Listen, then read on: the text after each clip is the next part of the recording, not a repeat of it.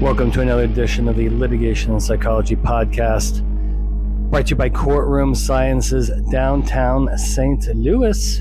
Again, yep, back in St. Louis. I guess I am not going to start off this podcast with a rant.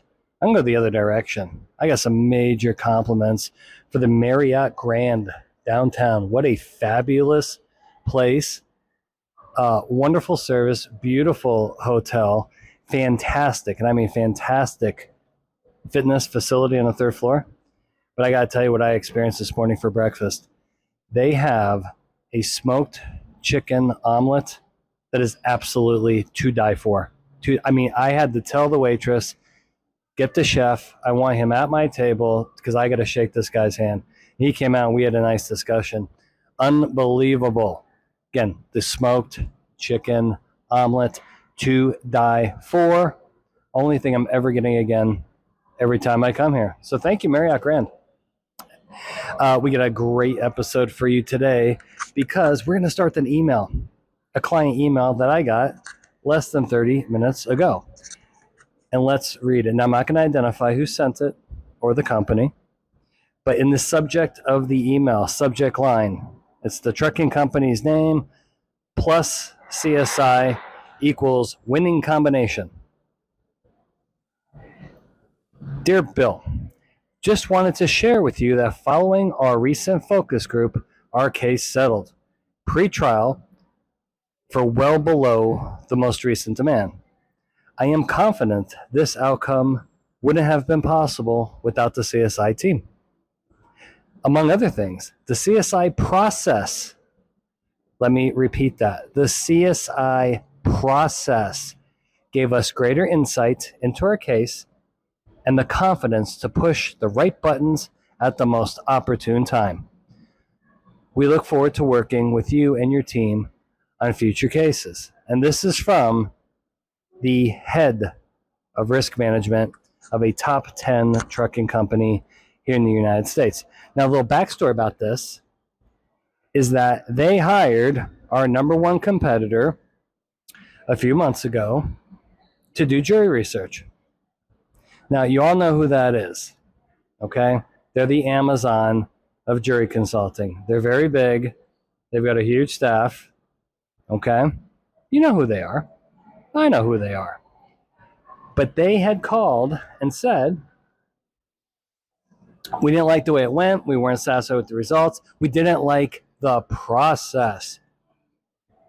And they kind of told me how they staffed it. I didn't agree with that. So they called us because the results that they got, they were not comfortable with. So we do our project, the CSI way, the Kanasky way. And guess what we found? We found, well, I can't give you specifics. Let's just say our results were the polar opposite results of what our competitor found. Why? Process. Research methodology, folks. You have to have people that are trained in the scientific method to do your science for you, and that's what we're doing. We're predicting human behavior. That requires a certain methodology, certain skills and backgrounds, and advanced training in social science to accomplish this. So, I am very pleased. This client, by the way, new client. And how did they find me? Well, they attended one of my speeches, which I'm about to go to right down the street here at the Missouri Athletic Club and talk for 2 hours on why bad things happen in litigation. I'll hit that again before the end of the podcast. But here's the point. It's the process. Okay, not all jury research is the same. Not all litigation and trial consultants or jury consultants are the same. And what this competitor did was they sent in the B team, because they showed me the report. They showed me the report. I saw who was on the report. I know the who's who in this industry. They sent the B team. They sent the B team on a multi-million-dollar case. They sent the B team into a playoff game. No. When they called us, what did CSI do? I sent in the all-star lineup, the A team. led by Ava Hernandez, by the way. Budding superstar. She's been on the podcast a couple times, going to have her on again. Absolute rising superstar. And she headed up that team, and now we have a happy client who settled their case for under the value of the demand. Why? Process, folks. Process. There's a system here. There's a right way to do this and a wrong way to do this. And by the way, it's garbage in, garbage out. You want to save money? Hey, I'll tell you this right now. If you're a client, if you're a claims person right now, or you're a defense counsel, and you or your clients, if their top priority is cost savings, I am not your guy. CSI is not your firm. I'm just telling you that right now. We are here to win. Winning, winning, winning. That's what we're here to do. There's a certain way you have to do things to do that. And yes, it's going to cost a couple bucks. It's going to cost a couple bucks. If you can't get over that, then that's going to be a multi-million-dollar problem. Because if they would have listen, so if this new client goes with the first round of research they did with the competitor, who knows what that case would have settled for? Who knows? Could have settled well above, or maybe it doesn't settle. Maybe it doesn't settle. But because of what we did, they got their true strengths and weaknesses. They figured out how much this case was actually worth, and they used that in settlement negotiations. That is fantastic. That's the way it should be. Ladies and gentlemen, there is a right way to do this. There's a wrong way to do this. But they figured it out. So we look forward to working with this new trucking client going forward. But listen, I don't care if you're in medical industry, health, products, construction, general premises lab. It doesn't matter. The system is the same. It's the process combined with the people you have running research. Okay? Garbage in, garbage out. And yeah, you're going to save a couple bucks on your garbage system, but boy, is it going to cost you down the road. All right. So actually, that kind of turned into a little bit of a rant. See? So we started really positive with the Marriott Grand compliments. Then we shift into a little bit of a rant. But listen, happy client, right? This is how it should be. And you probably got a plaintiff attorney that's not very happy. Which, that's just how it goes, plaintiff attorneys. And I know you're listening. Hey, that's good. I like it. I listen to the plaintiff podcasts. They got good stuff. They're well done. So now what are we going to talk about today? Okay, here's what we're going to talk about today. I made a LinkedIn post earlier in the week talking about the importance of effective listening skills during testimony by the witness. And I also said that it is a skill that must be taught and that it is neurocognitively impossible to be a really good listener without being taught, because your brain's not wired to do that. Okay? Brain is not wired at all to do that. And so that's half of my job, teaching witnesses how to effectively listen, because they've never done it before. Okay? And someone responded to my post. There was a lot of positive responses. And one said, yes, I agree.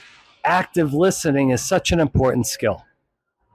And I replied right back and posted, no, no, it's not. Active listening is actually the opposite of what you want to do as a witness. And I think there was some confusion there. So this podcast is to really talk to you about active listening. And I know everybody thinks that's a positive thing, and it is in most situations, but certainly not in deposition. So what is active listening? Okay. So active listening is when you're communicating with somebody else, okay? And as they're talking to you, particularly if they're expressing their feelings about something, you are analyzing their facial expression, their gestures, their body language, their tone, to truly understand what they're saying. And then you show changes in your body language, right? With your head nods, with your gestures, with your posture, your body language, to send a signal to them that, hey, I understand. I get what you're saying. That, my friends, ladies and gentlemen, is active listening. Ready for this? When I was in graduate school at the University of Florida, they hired me for a full semester to teach the science, right, and the process of active listening to medical students and other students in there, like the physical therapists, the nurses. There's like a class of 100 people. And for a whole semester, I taught active listening. Okay? And I think people misinterpret active listening because I've heard this more than once before, that, hey, witnesses really need to be active that witnesses need to be active listeners because they'll do better in the depth. Nothing further could be true. That is not the case, because a couple of reasons. Number one, when I teach a witness to listen, the last thing I want from them is active listening. I want passive focused listening. Okay? I want passive focused listening. I don't want them interpreting body language and facial expressions from plaintiff's counsel. We all know what that's about. Listen, you don't want to do active listening in an adversarial interaction, and that's what a deposition is. It's exactly what a deposition is. And many of the questioners are trying to manipulate the witness. They're trying to get the witness into amygdala hijack, fight or flight. Okay? Or they're trying to butter up the witness, be super nice, get their guard down. So active listening is not going to do anything for the witness. You should not instruct your witness to be actively listening to anything, because by definition, you'd actually be playing right into the cross-examiner's hands. Let me say another thing about active listening. By definition, okay? Again, folks, I used to teach this stuff. Active listening does not make you a good listener. That's not the purpose of active listening. The purpose of active listening is to send nonverbal messages to the person talking to you that you're empathetic, that you're understanding, that you're open, and that you're receiving the message. That, by definition, is active listening. Well, we don't need that in deposition now, do we? No. So instead, what I teach witnesses, and what I'm going to educate you about right now, is passive focused listening, meaning we can't get sucked in to nonverbal signals from the questioner. Okay? We can't get sucked in to an attorney that's being super nice and super professional. Okay? We can't get sucked into a fight, to an aggressive questioner that wants to get the witness in a fight or flight. That is not going to work. So instead, I teach witnesses passive listening, focused listening, because they have to process, okay, every single word in that question. And if they're actively listening, they're not going to be a good member. It's cognitive multitasking. If you're listening and also analyzing the attorney's behavior at the same time, your cognitive multitasking, your listening ability is going to decrease. Okay? It's like driving your car on the interstate and you're talking on your phone via your Bluetooth. Okay? That's perfectly within the law. Okay? But guess what? Your reaction time suffers in that situation. It suffers. Why? Cognitive multitasking. You're doing many different things at once. You're listening, you're talking, right, on your Bluetooth or your headset. You're analyzing the people in front of you. You're looking in your rearview mirror. You're looking at street signs, whatever. That's a lot of information to process simultaneously, and it hurts your reaction time. Same thing with witness testimony. If your witness is cognitively juggling multiple activities, their ability to comprehend the question will naturally suffer. So let's get all off of this active listening. No, that's not what it is. It sounds really good. And by the way, active listening is fantastic for the workplace. If you're a healthcare professional talking to patients, and that's why I was teaching that class, it's perfect. Okay? It's perfect for your home life. If you're married or have a family and you're talking to your spouse, you're talking to your kids, yes, learn active listening skills. If you are a supervisor and you're talking to one of your employees, yes, active listening is really important. If you're an attorney, if you're a defense attorney, active listening is really important when you're talking to your clients, your corporate client, your insurance company rep, and the fact witnesses and corporate witnesses in your case. And here's a bonus section. Plaintiff attorneys. I know you're out there. I know you listen because you tell me that you listen. You need to practice active listening when you're talking to your clients. Okay? So you always got to throw something in there for the plaintiff attorneys. They can use this stuff too. Okay? But don't be teaching your witnesses during testimony to be doing active listening. That is going to be a disaster. And it's actually, I teach the polar opposite. So, short podcast today. I'm going right down the street. 3 blocks to walk.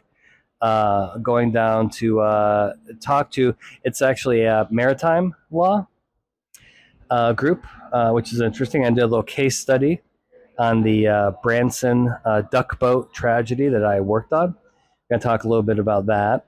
Talk about nuclear verdicts, really more about nuclear settlements, right? Nuclear settlements and the things that are leading up to these things. Okay.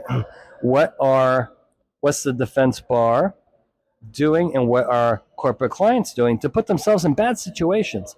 And by the way, it's usually preventable.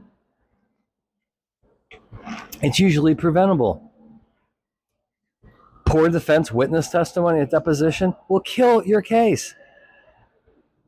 Exponentially multiplies the value of the case. Take care of that. Call me. Please. Okay? How you deal with your conduct in the case. Okay? How are you going to deal with dash cam video? How are you going to deal with very, very bad photographs of accident sites, whether it be on the roadway or construction site? Okay? How are you going to deal with that? Well, you better test it. Like we just did for this trucking company. You better test it and see how jurors really feel. Otherwise, you're driving down the road at night without headlights on into a lawsuit. It's crazy. The financial implications of that is absolutely insane. Test the evidence. Test your witnesses with mock jury research. And remember how I started this podcast? It's the process combined with the qualifications. I've seen some jury consultants out there. I'm like, you're a jury consultant? Oh, man. Due diligence, folks. Garbage in, garbage out. Okay? Now, back to bad things happening. Now, couple things. Jury selection. If you do get to trial, oh my gosh. Defense counsel, you need a better voir dire questions and better process. I teach that stuff. Okay? You're not asking the right questions. And you're asking questions from 2002. Doesn't work. People have changed. Jurors have changed. I know we've upgraded our arsenal of questions to tap into certain predictable factors. Yeah, well, that's kind of important. You need to know that. Okay? Now, some things that you can't change. Some things I cannot help you with, which I'm going to bring up in this speech. You're in a judicial hellhole with shitty jurors and a shitty judge. I'm sitting in one of them right now. St. Louis. St. Louis is not the place to go to trial. It's brutal. And you got Clark County, Las Vegas, Cook County, Chicago, pretty obvious. Anywhere in the state of California? Seattle sucks. But who's the number one ranking? Anybody remember? Number one ranking for 2003, the number one ranking. And they got the number one team in college football, and they got the number one ranking for judicial hellholes, Georgia. Yes, the Atlanta area is tough, but the whole state's tough. So we're going to talk about that.